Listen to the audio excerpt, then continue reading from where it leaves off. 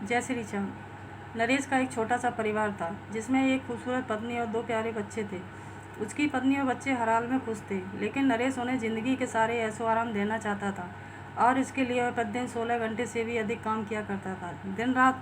दिन भर ऑफिस में काम करने के साथ साथ वह सुबह और शाम ट्यूशन सेंटर में ट्यूशन भी पढ़ाया करता था।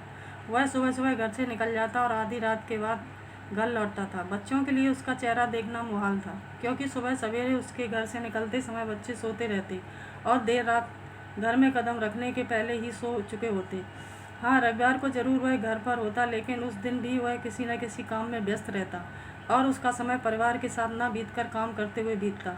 परिवार उसके साथ क्वालिटी टाइम बिताने का बस इंतजार करता रह जाता।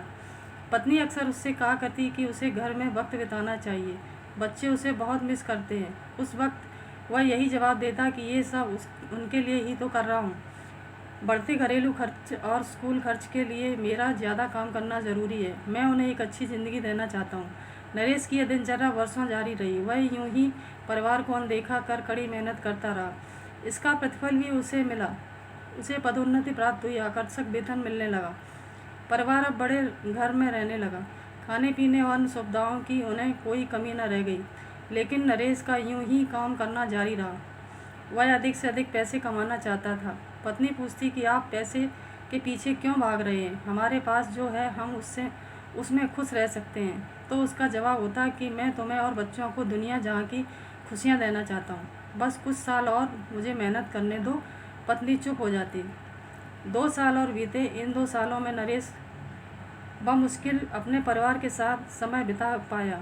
बच्चे अपने पिता को देखने, उससे बातें करने तरस गए। इस बीच एक दिन नरेश की किस्मत खुल गई। उसके दोस्त ने उसे अपने व्यवसाय में हिस्सेदारी की पेशकश की और इस तरह नरेश एक व्यवसायी बन गया। व्यवसाय अच्छा निकला और नरेश को पैसे की कोई कमी न रह गई। उसका परिवार अब शहर के सबसे अमीर परिवारों में से एक था। उनके पास सभी सुख सुविधाएं और विलासिता थी, लेकिन अपने बच्चों से मिलने का समय उसके पास अब भी नहीं था। अब तो वह मुश्किल घर पर रह पाता। उसका अधिकांश समय शहर से दूर बिजनेस टूर में बीतता।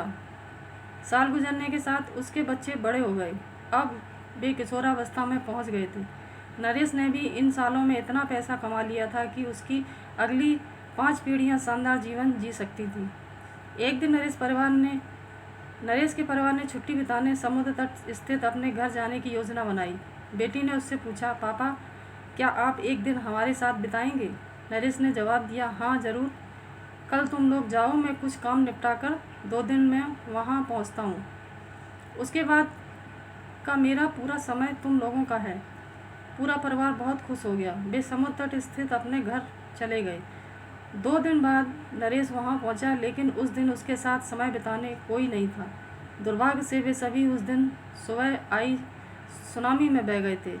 नरेश अपनी पत्नी और बच्चों को कभी नहीं देख सकता था। करोड़ों की संपत्ति होने के बाद भी वह उनके साथ एक पल नहीं खरीद सकता है। वह पछताने लगा। पत्नी के कहे शब्द उसे याद आने लगे। आप पैसों के पीछे क्यों भाग रहे हैं? हमारे पास जो है हम उसमें खुश रह सकते हैं। पैसा सब कुछ नहीं खरीद सकता, इसलिए पैसों के लिए अपने परिवार को महत्व देना कम मत करें।